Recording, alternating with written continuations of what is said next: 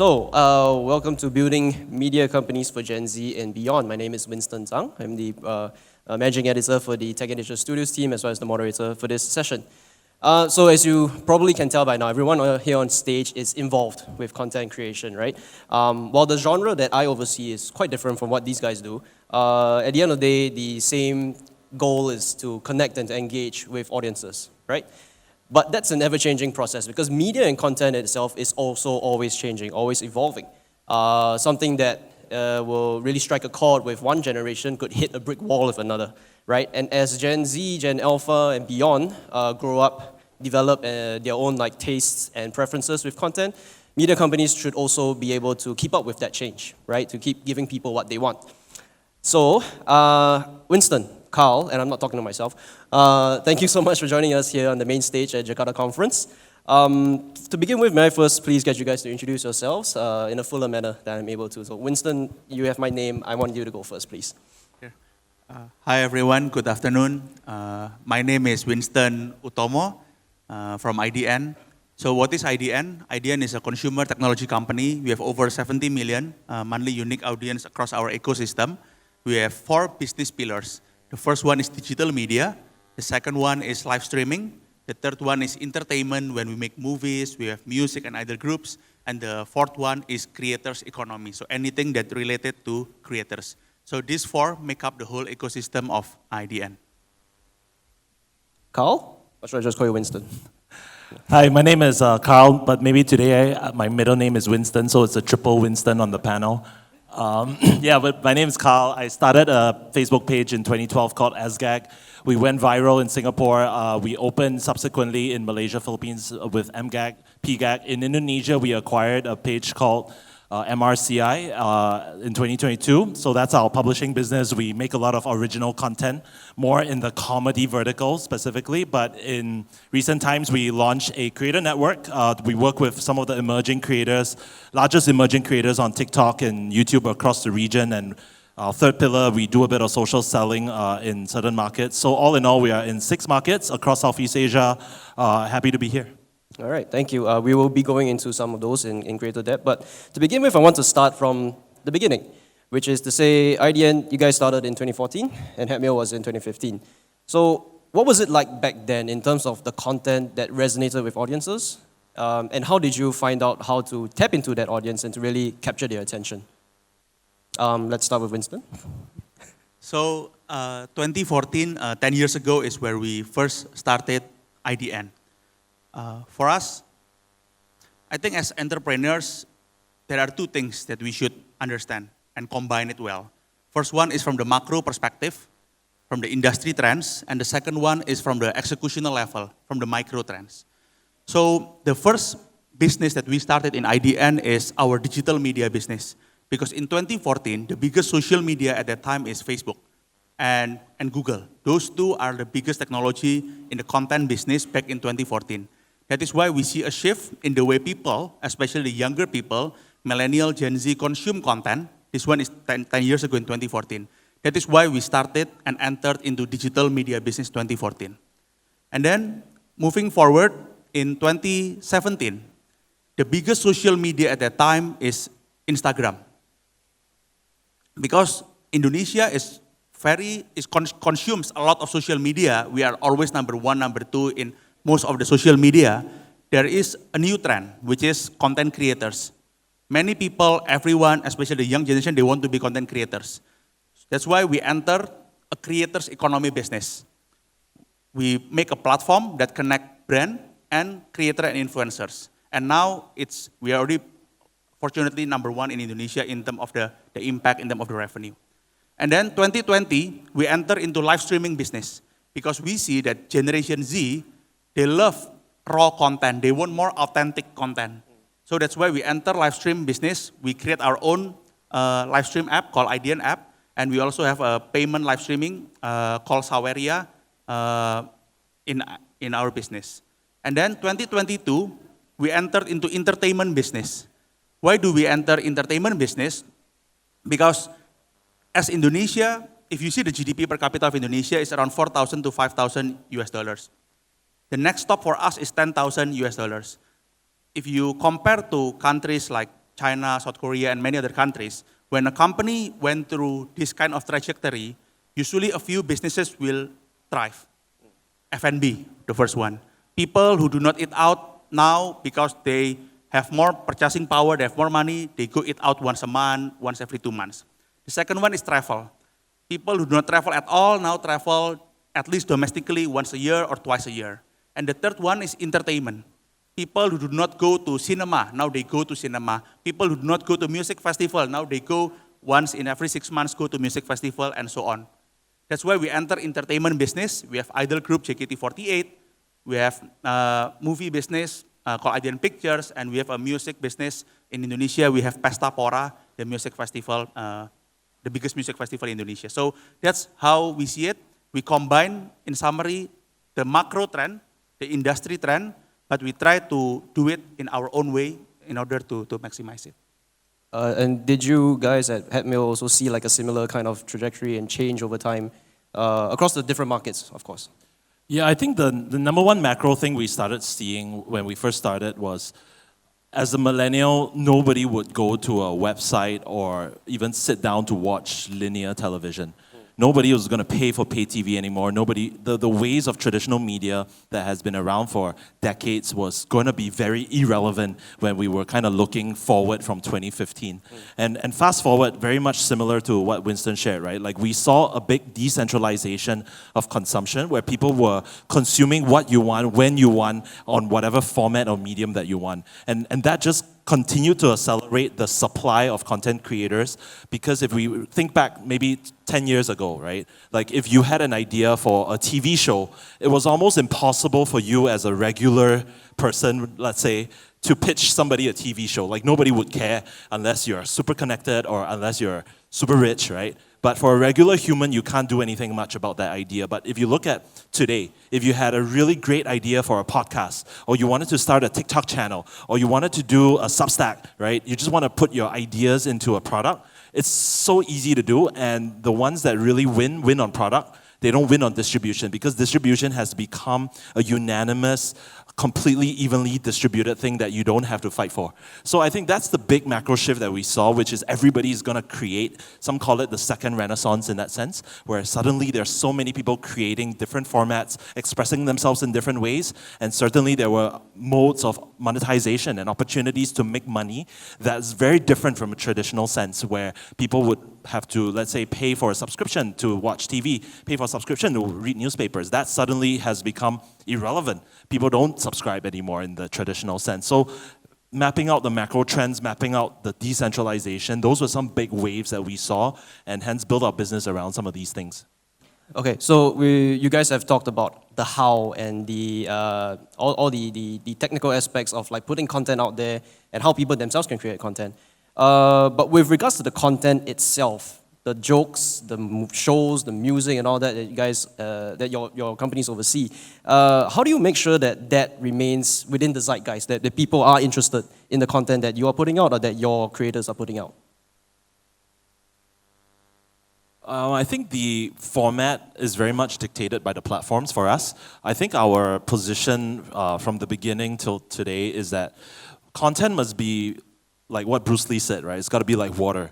You got to fill whatever bucket that you need to fill, and you got to take its shape and form. And we think a lot like that, where, for example, we started with Facebook, right? And now a lot of content sits on TikTok. Yeah. And the platforms dictate the algorithm of what they want to see, and a lot of it is obviously getting shorter and shorter. A lot of it is kind of how you get the dopamine hit earlier, so you keep people hooked on.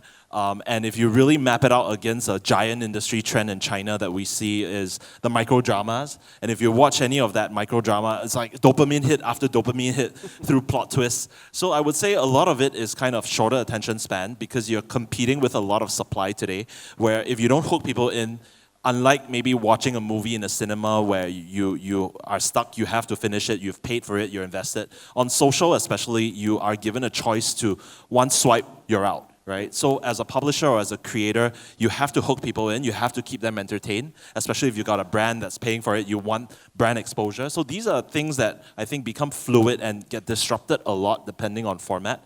And the format and the modes have also changed faster than ever, right? Like if we go back to a medium like radio, it's been around for centuries, right? But if you look at just the last 5 years, from 2015 or 17 till now, formats have changed so much because the algorithms and the platforms come up, they disappear, and then they dictate their algorithms on how they want content to sit on it. So I think that's something that we see quite a bit of. For us, I think the key is in the people who create the content. So our main audience is Gen Z now, below 27 years old. We have to make sure that our team is also Gen Z, because millennials cannot relate to Gen Z. Gen Z themselves can relate to Gen Z. So first is the team. The team has to be young and younger and younger. The second is the people who create the content. So for us, what makes us unique for our digital media, 45% of our content is user-generated content. So think of, for example, our biggest news media, IDN Times. Around 40 million users every month going to our platform. 45% of the content is being created via UGC. So think of us like a combination of New York Times, Medium, and Gojek or Grab. So we create a platform that allows everyone to write content, and then it goes to our machine, and then it goes to our human before we publish it. So what allows, that kind of strategies allows us to decentralize content creation so we can get the most relevant content from all around Indonesia. For example, if you want to create content, what does college student do in Makassar? The one that knows the best is not journalists from Jakarta writing in Jakarta about college student in Makassar.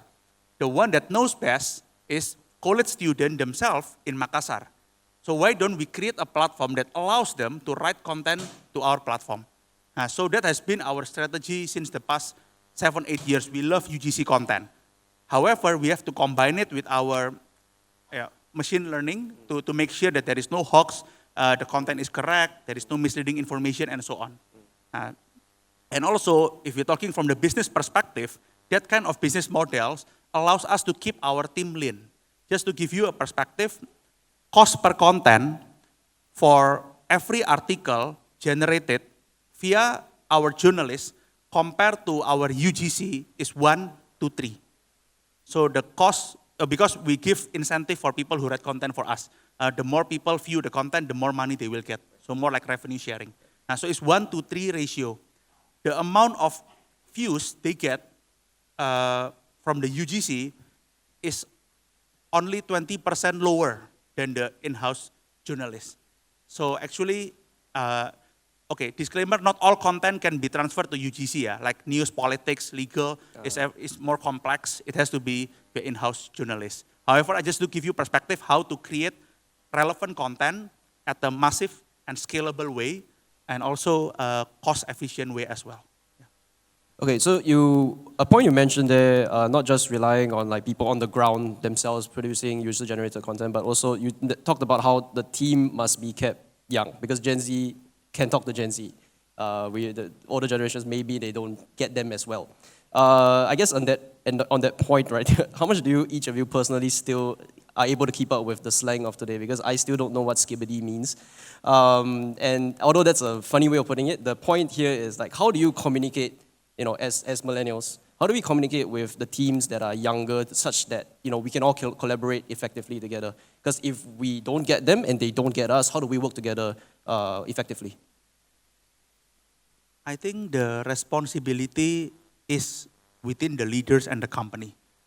I never agree with the belief that people say, oh, millennials are lazy generation, Gen Z is even lazier, and so on. I think the lazy part is in the company or the leaders, because they are the ones who are not willing to adapt to this group of people. Because Generation X may be the the previous generation may have some sort of stereotype as well for the previous generation. It's always like that, right? So for me, personally, in IDN, the rule is we have to talk to the young people as often as possible. We have to understand the slang, like cap, W, RIS. Like we try to learn. And yeah, we have to understand because that's the words that they are using right now, right? Yeah. So yeah, we have to be able to adapt to those people. Yeah, similar when 2019, I remember there was this app called Musically Rising in 2019. I gathered the youngest people I had in my office and I said, look, just go crazy, right? Like just make stuff and show the numbers every 2 weeks, right? And they were just going viral, popping off. And I had no idea what they were talking about, but you have to understand, to Winston's point, like every generation comes with a different set of traits, a different set of slang, and I think if in media you have to stay relevant, and so the only way is young people creating for other young people.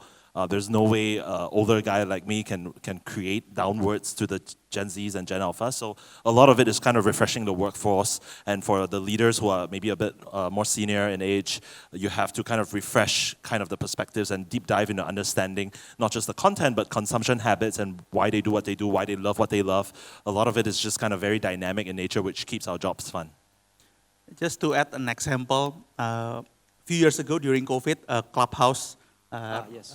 rise in popularity, right? Yeah. So when Clubhouse become popular, I told my team, hey, let's everyone download the app and just be active on the app. Right. And then 3 days after, because everyone is active, we see the engagement, and then we try to create an ad product. We try to sell to brands. And we got brands, actually. We got deals only 3 days afterwards. We create a media kit and try to sell to brands. Even though a few months after, the app is no longer relevant, but the point is, that's kind of speed and nothing to lose mentality is what every company, not only media company, should have. Yeah. How do you guys, because you did mention about like, go on Musically, go crazy, right? From a management or a leadership point of view, how do you like understand like what is okay and what is actually maybe a little bit too far out there? Like how do you draw the line? Do you even draw the line? Yeah, for us, because we live in, we are in 6 different markets. Not all markets publish content, but we're in Southeast Asia. And Southeast Asia is such a dynamic, sort of multiracial, multi-religious, different sensitivities in different markets.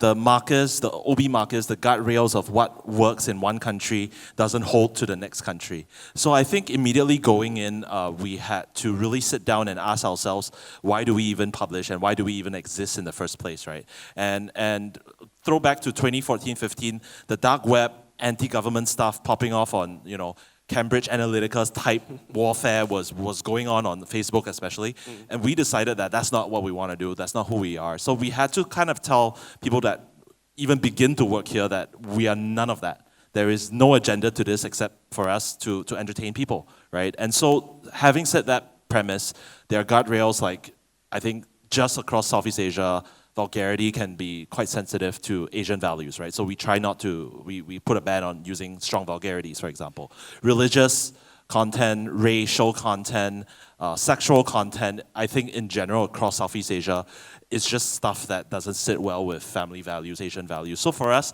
we put a foot down and we say, look, that's gonna get you clicks and views, but we don't want to do that, right? We have to kind of put some guardrails, but within each market of what is permissible and sometimes going into certain rabbit holes and in the name of getting the joke and punchline through, it does sort of differ from market to market, but in principle, we have sort of value sets that we had to put up as really foundational values of who we are and why we do what we do, and that has served us well for the last 10 years or so. Okay, Winston, you did bring up a few, the many different channels that you guys are in. Like, when I first learned that there was an idol group, like you guys adapted the AKB model, that was mind-blowing to me. What would you say for each of you is the most out there gamble that you took to try and, not to try, to successfully even, to reach the audience?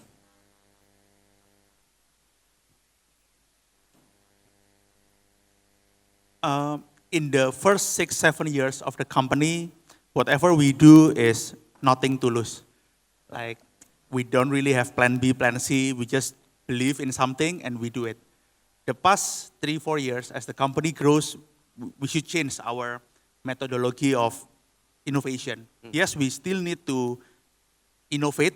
However, we have to do it more methodologically. Internally, we have a framework called, we call it decision document or DEDO. What is the why, what is the what is the how, and everything is like 6, 7. It's similar to Amazon 6 pages. So right now, we do that for every big decision that we make. I would say everything is a gamble in the beginning. Some of the gamble that we took did not work.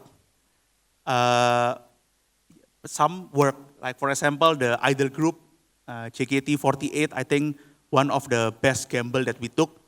2 years ago compared to today, the business has grown more than 6x compared to 2022. Our live stream as well, our music business. So yeah, that's the one that worked well. Yeah, but of course, there are a few that did not work well as well. Can you say 1 or 2 that didn't work well? For example, we explore out-of-home business. That didn't work well. Oh, can I share one of the lesson learned from this? Right? Yes. In the end, we have a few mistakes in the company. We have a few things that did not work well. And then we try to find the learnings. In the end, the learnings come to one. Yes, we do all the research, all the analysis to make sure that it works. And on paper, it should work. On paper, the market is big. But the most important thing is the number 1 person in the team. Who is the leader in that specific business or product? That's the make or break. So if I may share, the most important person to hire is the number 1 person in the team. If you have a super solid person as the main leader, everything else will take care of itself. But if the number 1 person is not solid, it's very difficult to succeed. Okay. And Carl, like, what's a big gamble? What do you think was the biggest gamble that Hatmail ever took? Lots of failures, very similar principles to what Winston shared, but I think my biggest gamble and probably failure in recent years was 2018-19. We decided to invest in our own live streaming app that we were hosting a game show, right? I think that was a very popular format in that era.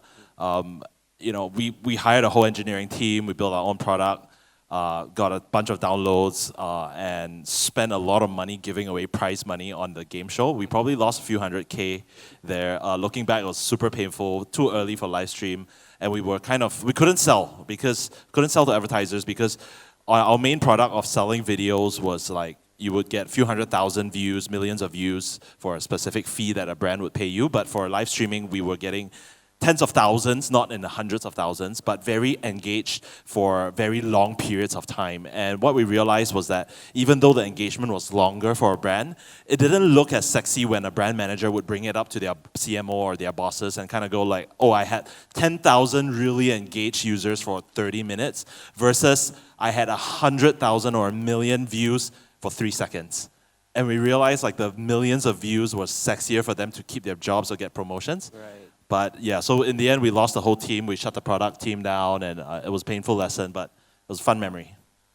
Would you say things have changed, that people value engagement more now, or is it still? No, I mean, maybe from a brand owner, it's very different from, let's say, a media buyer or a marketer. Right. I think unfortunately, for a lot of media buyers, they want to look good when they present the media plans to their stakeholders, like their clients. But for a brand owner, the metrics might be very different. And today, it's about GMV, it's about moving products, not just getting awareness on top of funnel. So I would say the market has changed in a different direction, probably more sales-driven, performance-driven by nature, instead of just pure engagement for the sake of engagement, because I think social commerce has just really converged. These two elements have really converged to be able to enable brands to sell. That wasn't a thing back 5 years ago.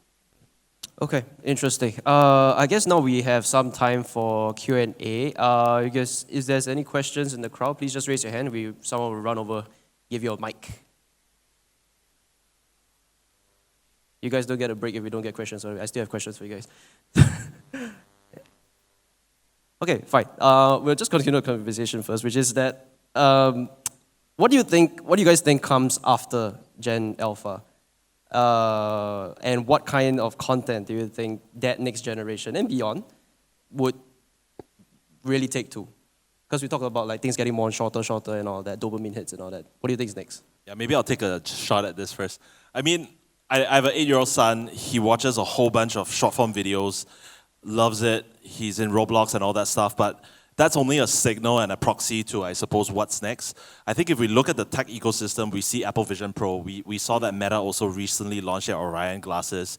And if we maybe take a longer 10-year horizon, it would be interesting to see how people consume media as a format. Is it wearable? Is it immersive? Is it kind of everybody like in your own world, watching your own content, playing your own games at your own time in a virtual environment? I do think some shape form of that is going to come, and that is honestly pretty exciting. It's not here yet, obviously, but if I had to guess, it would be kind of gaming, merge music, merge content in a very immersive type physical blend, not necessarily on a mobile phone environment, maybe more immersive, but the cost obviously has to go down significantly on the hardware for content publishers and game developers to really get into the mass scale of a big country or a big region like Southeast Asia where the masses can access it. So I don't see it yet, but if I were to take a guess, that would be my take. Maybe I'll answer it for the Indonesia market. As shared earlier, I think Indonesia right now is at the very sweet spot. 6 years from now, we will reach the peak of demographic bonus. 68% of our population will become productive. So that's a very good opportunity. Second, regarding the GDP per capita, right now we are 4,000 to 5,000, we will go to the 10,000. That's why we truly believe in the entertainment business. Anything related to movie, music, gaming, anything related to entertainment, I think will become very big in the next few years.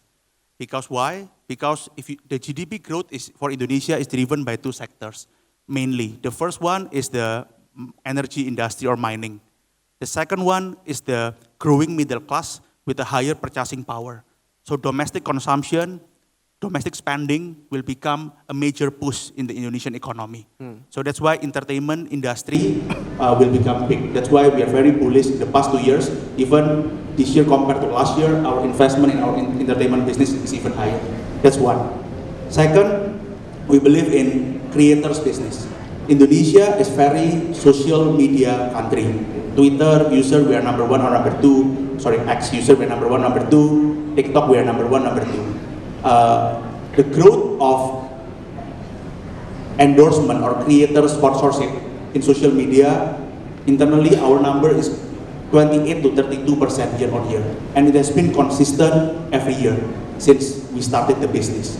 So second is the creators business. So that is what we are really bullish. The third one is live streaming. It's difficult, I agree with Carl. We have our own live streaming business as well. We have our own live streaming app.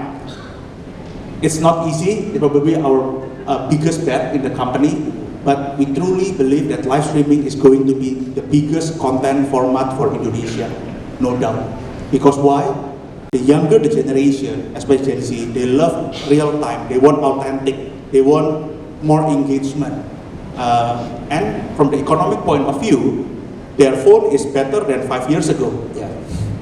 Their memory is higher than 5 years ago. Their data cost compared to the income today, compared to 5 years ago, is lower right now. So everything, I think, is suitable to become very good for the live streaming industry. So these three, entertainment, creators business, and live streaming, going to be very big for us. Okay. I guess the final question is, I mean, you guys have of course already talked about over this last half an hour or so, how you guys have evolved from a Facebook page into the empire that ML is now, for example, right? IDN as well. Going forward, how do you guys, what's one piece of advice you would give for media companies? What is the biggest thing they need to do, the most important thing to make sure that they keep flexible and are able to respond to changing audience demands? I think for me, what I always say is that I take a quick look around the room, and most people are maybe millennials up or right around there. I think we lived in a world where the definition of popular culture and celebrity culture and what's trending came from the big screens, came from Hollywood. I think for my son's generation, 8 years old, and all the way for the next 10 years, what is popular, what is trendy, what is culture is going to be defined very differently. It's going to be defined by people that are famous on apps like TikTok, YouTube, and it's already happening, and it's just going to continue to grow. And I think that's going to be a huge force that people don't realize yet. It's just starting, and I think that's super exciting. For me, in general, as a company, first, having a good partner probably is the most important. I'm very fortunate to have my brother William as the partner, so I think that's the first important advice. Second, you have to know what you want. For me and William, we want to run IDN as long as we can. We don't want to do this just 5, 10, 15 years. We want to do this our lifetime. Even the next generation, we want to make IDN our legacy 50, 100 years. So we have a very long-term view, and it gives us the privilege to make decisions very long-term. And the third one, staying on your own lane. I think going to a conference like this is very good opportunity. However, in the end, only us knows what's best for our company. We cannot compare our company to other company, or should we use that strategy, should we use the other strategy?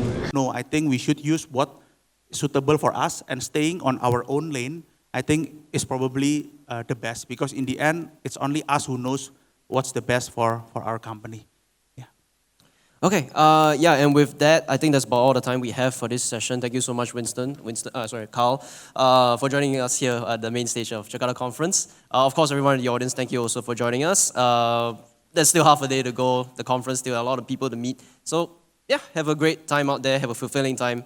I'll see you around.